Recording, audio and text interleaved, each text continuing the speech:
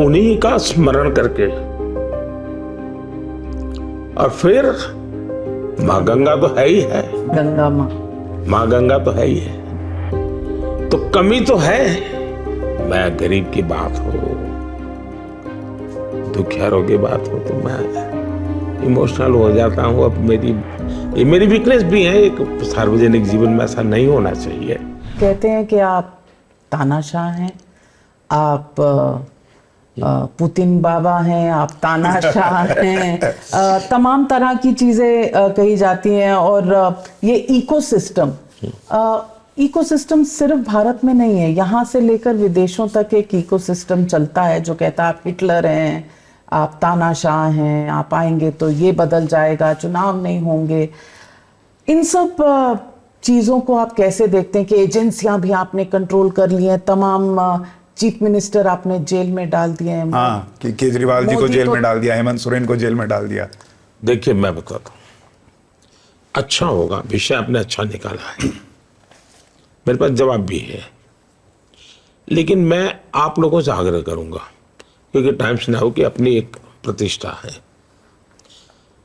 क्या साइंटिफिक तरीके से इस सब्जेक्ट का एनालिसिस हो सकता है क्या?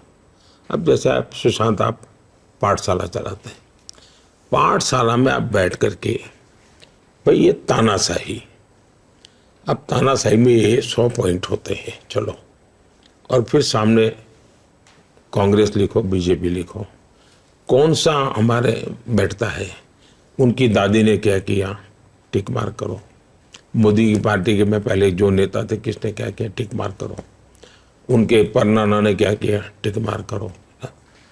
आप न्यूज रूम में आकर के सरकार बैठ जाती थी, क्या कभी चर्चा करोगे, टिक मार करो।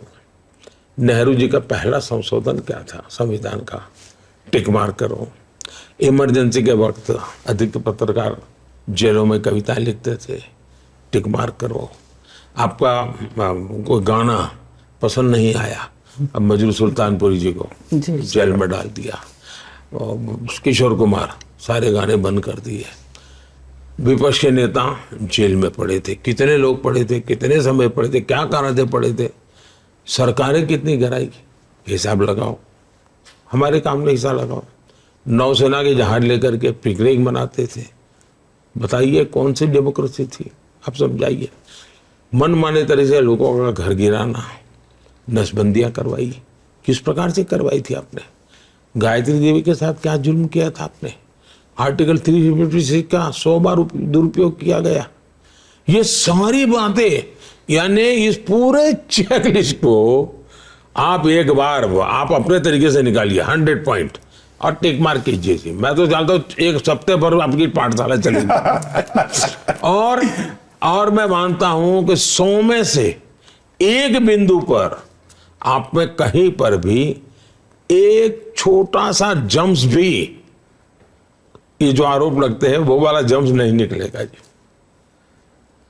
हम ये जो सह रहे हैं ना, इसी का कारण है कि हम पूरी तरह डेमोक्रेट हैं, हमारे रगों में डेमोक्रेसी है। वरना जो गालियां पड़ रही है, जिस प्रकार का जुल्म हम पर हो रहा है, चुपचाप सहते जा रहे हैं, मजबूरी नहीं है जी। दुनिया के सबसे बड़े लोकतंत्र का पूर्ण बहुमत के साथ 10 साल से शासन, बेदाग सरकार, 13-14 साल का राज्य का मुखिया के रूप में शासन, 23 साल का लंबा जीवन, एक दाग नहीं लगा है। उसके बावजूद भी ये जितनी गाली गलौज को एक आदमी सह रहा है, एक शब्द बोले भी ना सह रहा है, इससे बड़ी डेमोक्रेसी का पूरा प्रूफ क्या हो सकता है जी? ये सवाल हम पूछते हैं न्यूज़ आर्क की डिबेट शो में भी, ये सवाल पब्लिक का शो पर भी, कि आप लोग रोज आते हैं टेलीविजन पर, जो बोलना है, गाली देना है, सब बोल कर जाते हैं, लेकिन फिर भी हमें कहते हैं मोदी वक्त मैं तो बॉयकॉटेड हूँ, आप भी शायद बॉयकॉटेड, हम लोग थे उस 14 वाली लिस्ट में, 14 वाली लिस्ट में हम बॉयकॉटेड जर्नलिस्ट हैं। हमारे चैनल, देखिए 14 की लिस्ट का मतलब है 2014 से जुड़ा है 14। अब 24 में 10 और जुड़ जाएंगे। नहीं, लेकिन मैं कई बार आश्चर्यचकित रहता हूँ प्रधानमंत्री जी की, जो कह रहे हैं कि आप तानाशाह हैं, वो भी आजाद घूम रहे हैं, तो पता नहीं कौन से टाइप के आप तानाशाह हैं। जो कह रहे हैं कि मर जा मोदी, वो भी बाहर घूम रहे हैं, तो पता नहीं कौन सी तानाशाही है। आप कुछ भी निकाल दीजिए जी, मेरी माँ को गाली देना नहीं छोड़ा है, मेरे परिवार को गाली देना नहीं छोड़ा है, ऐसे अभद्र भाषा का उपयोग किया है। लेकिन उन्होंने ऐसा डिक्टेटर का चित्र बना दिया कि उसके अंदर सारी गालियां चल जाती है जी, और कुछ भी करो तो डिक्टेटर हो। मोदी जी, कभी माँ के बारे में कोई कुछ कहता है तो मोदी एक प्रधानमंत्री तो हैं, लेकिन एक इंसान भी हैं, एक बेटे भी हैं। सवाल मेरी माँ का नहीं है जी। मेरी माँ तो चलिए मुझे जन्म दिया निमित्त है, पर तो वैसे तो मैं मेरी साथ माँ के साथ मैंने कोई न्याय नहीं किया है, क्योंकि माँ के जो सपने रहते हैं बच्चे के पास, वैसा कोई सपना माँ का मैंने पूरा नहीं किया। मैं बहुत छोटी आयु में भाग गया था, चला गया बाहर, तो उस प्रकार से मैं तो गुनहगार को एक प्रकार से। वो तो नहीं मानती होंगी ऐसे। नहीं। यश, मैं माफ़ी के साथ ये सवाल पूछ रहा हूँ क्योंकि आपका कभी निजी भाव बहुत बाहर नहीं आता, लेकिन क्या ये चीज़ आपके बैक ऑफ द माइंड चल रही है सर, जो आप लोगों से शायद नहीं बोलते होंगे, कि 2002 के बाद ये पहला चुनाव है जो आप जीतेंगे, पब्लिक का समर्थन होगा, सब कुछ होगा, लेकिन आपकी माँ नहीं होगी। आप हर चुनाव के बाद उनका पैर छूने जाते थे। ऐसा है कि मैं तो कभी उसमें राजनीति में था नहीं। अचानक मुझे संगठन का काम करता अटल जी का फोन आया कि रात को आओ, काम है। तो मैं अटल जी के पास आया, तो कहा भाई तुम्हें गुजरात जाना है। मैं कहा क्यों? मैंने कहा मैं अभी यहाँ इतने सारा देश भर का काम देखता हूँ, अब फिर मुझे गुजरात क्यों कैसे आप डाल रहे हो? मेरा पार्टी का काम कर ही रहा हूँ मैं, और उसमें गुजरात का भी कभी कभी जाके देख लेता हूँ। नहीं अब बहुत हो गया संगठन, अब तुमको सरकार संभालनी पड़ेगी। मैं कहा अटल मैंने तो कभी सरकार चलाई नहीं, मैं जानता नहीं किसी को, मैं कभी पुलिस थाना नहीं देखा, मैं क्या करूँगा? तो मैंने मना किया उनको।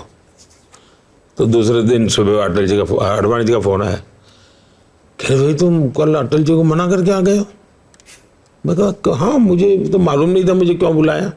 और मुझे कहा नहीं बोले आओ जरा बात करेंगे। तो मैं आडवाणी जी के घर गया। ये बोले सब लोगों ने कई दिनों से चर्चा चल रही थी, और ये सबका मत बना है, केशव भाई का मत बना है कि भाई नरेंद्र भाई को भेजिए, इसलिए आपको जाना है। तो फिर मैंने अटल जी को फ़ोन किया, मैं कहा अटल जी मैं आता हूँ।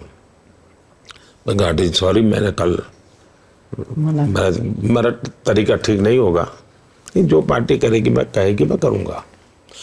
तो फिर मैं गुजरात गया। तो पहले मैं मेरी माँ से मिलने गया, और माँ से मैंने कहा कि माँ मैं तो सोचा भी नहीं था, मेरी तो दुनिया अलग थी, अब मुझे वापस मैं आ रहा हूँ गुजरात। अच्छा बोले तुम गुजरात आओगे? चलो अच्छा है। उनकी खुशी यही थी के पास नजदीक।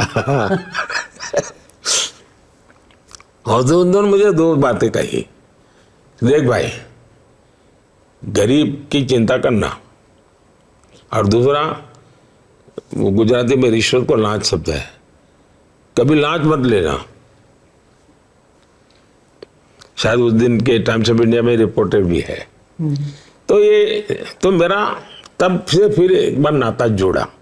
वैसे तो मैं बड़ा कट ऑफ था, कहीं बाहर ही रहता था। फिर मैं जब नामांकन करने गया पहली बार, तो मैंने कहा चलो भाई माँ के पैर छू करके जाते हैं। तो मैं मेरे भाई के घर गया, माँ ने मुझे गुड़ खिलाया। तब से लेकर के मैं जितने नामांकन किए हैं, सब नामांकन के पहले मैं माँ के पैर छूने गया और नामांकन कर गया, और गुड़ देती थी। ये पहला मेरी जिंदगी का चुनाव है जब मैं माँ के पैर छुए बिना जाऊंगा। लेकिन मेरे में एक भाव भी आता है कि आज 140 करोड़ देश की करोड़ों माताएं हैं, उन्होंने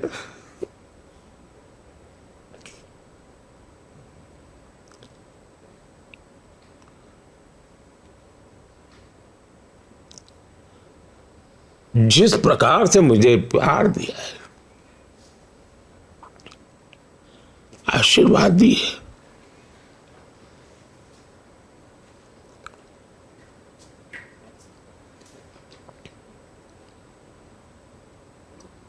उन्हीं का स्मरण करके, और फिर माँ गंगा तो है ही है, गंगा माँ, माँ गंगा तो है ही है, तो कमी तो है, पर देख रहा हूं कि करोड़ों माताएं शायद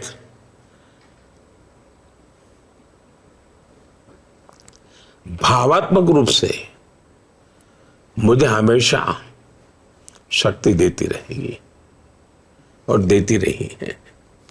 शायद आज जो लोग ये इंटरव्यू देखेंगे उन्होंने इतना भावुक होते हुए शायद आपको कभी नहीं देखा होगा, तभी शायद तानाशाह कहते हैं।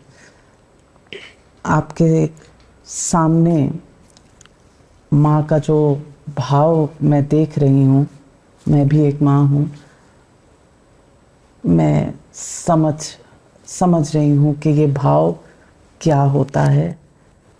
शायद लोग ये भाव पहली बार देखेंगे क्योंकि आप थोड़े नहीं, मजाक tough उड़ाते हैं। politician आप लगते। हमारा मेरा ही वीकनेस का, वो वीकनेस का जो भी है, मैं गरीब की बात हो, दुखियारों की बात हो, तो मैं इमोशनल हो जाता हूँ। अब ये मेरी वीकनेस भी है, एक सार्वजनिक जीवन में ऐसा नहीं होना चाहिए, लेकिन अब मैं आर्टिफिशियल जिंदगी जी नहीं सकता हूँ।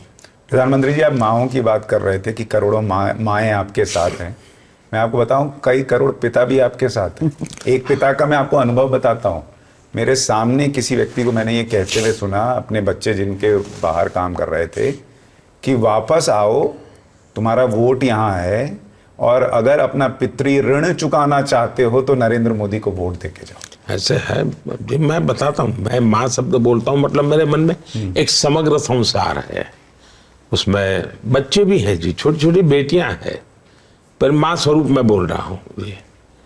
तो मैं माँ कहते कोई एक बायोलॉजिकल चर्चा मेरी नहीं है, मेरा एक पूरा बड़ा भाव है लोगों की तरह। प्रधानमंत्री जी, लेकिन मैं एक दिमाग में एक सवाल आता है कि आप हर बार जब चुनावी रैली में जाते हैं, आप कहते हैं कि भारत मेरे तीसरे टर्म में 3 नंबर की इकोनॉमी बनेगा।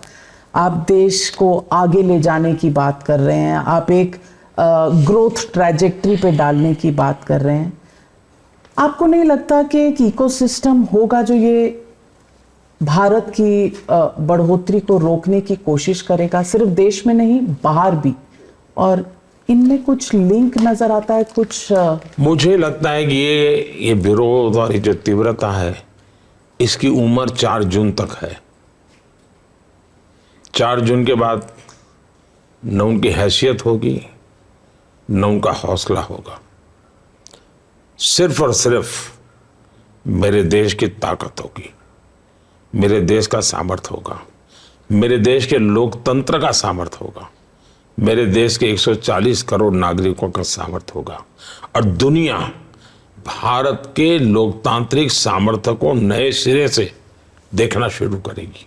और ये जो भी है, मैं देख रहा हूँ, पूरी दुनिया भारत के चुनाव को इन्फ्लुएंस करने के लिए कोशिश कर रही है, जो कि उनको नहीं करना चाहिए।